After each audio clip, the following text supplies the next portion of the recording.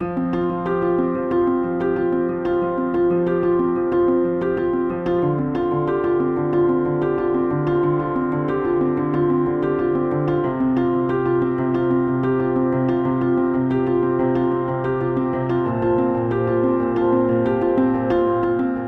was born in a family of 9, and I'm the 8th child, and all of my siblings are deceased. My mother and father are deceased. And we are in my oldest sister's home now. I came to take care of her in 2004 because she had no children and her husband died suddenly outside from a heart attack. And I came home to take care of her, and I was stayed with her from '04 until she died in 2015. And I've been here ever since. And we just left the cemetery where my family members that have passed on, except 2 of them. They are buried in Mobile. My brother Enoch, who is named after his uncle Enoch, married a girl in Mobile, and she was an only child. So they set up housekeeping there, and that's where they were until both of them passed away. My oldest brother was named George, and he was a veteran of World War II, and he was injured during World War II. And he's buried down in the family cemetery. It used to be called the family cemetery because only relatives were buried there. But now, my nephew have chosen to sell it to community members. Anybody who want to be buried there, if they pay the burial fee, he's letting them bury there. It's well kept for a country cemetery, I think. My dad married my mother. My mother was born in Monroe County. I'm not sure of that, but my dad is a Monroe County individual. He was born and raised there.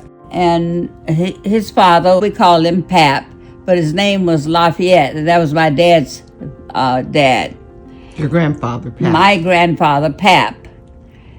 And he died when I was about 4 or 5 years old. I don't remember him that much. And his mother was Silver Montgomery. And I never met my grandmother on my dad's side. The family is quite large, even now, with all the people who have been deceased. We're still a big family. And I'm just now meeting one of my cousins, Cheryl. Today, as a matter of fact, the first day. It's like we've known each other. I feel so warm and so close to her. You can tell that we are related. We are kindred, which is a good thing. Like I said, the family is getting smaller in a way. Every time we lose one, here one comes back in the picture, and that's a good thing, and I'm happy about that. Now, my daughter is en route here on Sunday. She's moving here to be company for me and to help to see after me because I'm 92 years old, and they think that I am too old to be by myself, but I'm doing a pretty good job of it. I think Cheryl will attest to that. Yeah, I love being on the farm. I was raised on the farm and grew up on the farm, and somehow or other I gravitated back to the farm. You know, you can take the country out of a girl, but you can't take the girl out of the country. And you were born in Beatrice. I was born in Beatrice. Everybody was born there or migrated in there. All the people up in Beatrice now, most of them have gone on. The purpose of going up there to the old home place is that they're going to cemeteries to see where our kinfolk were buried, and to put some history in perspective. And we're really looking forward to that. I had the opportunity to go here a couple of months ago back to where I was born at the home place. And the house that my dad built after we were burned out in 1933, that's the year that I was born, my dad built the house back, and the house still stands there today, and it's in relatively good condition. He left that area. He was a little too progressive for people to accept him. Now, Daddy being a farmer, he also planted cotton, and they would make cotton mattresses and cotton pillows. We had, as I tell my daughter, we had feather beds to sleep on when I was a kid. That I guess That's a luxury. it was a luxury, exactly. So, out of all of the families around, I think we were the only one that had feather beds. There was a place called Robinsonville, east of Atmore. And we stayed over there like a year or so. And then my dad moved over here and bought property, and we still own the property. And that's where we did the farming. Property that goes with this house here that my dad gave to my sister, my oldest sister. My mother had two brothers in this area, and they owned quite a bit of property. And my dad bought his farm from one of my mother's brothers. And we still own that property, and it was because it's named after me now, Lois Lane. Lois Lane. Right. That is so cool. You know, if you had property, people respected you more. You didn't have to live on anybody else's property. You had your own. And you had, if you were a farmer, you tended that land, and you lived off the land. And that was the income that my family had was off the land. My dad had cows, he had pigs, and he had hundreds and hundreds of chickens, because we ate a lot of chicken when I was growing up. By being so many of us, Mama didn't kill one chicken, she'd have to kill 2 chickens. And then for the hogs, he would kill 8 or 10 hogs. My dad had a sausage business going on here in Atmore.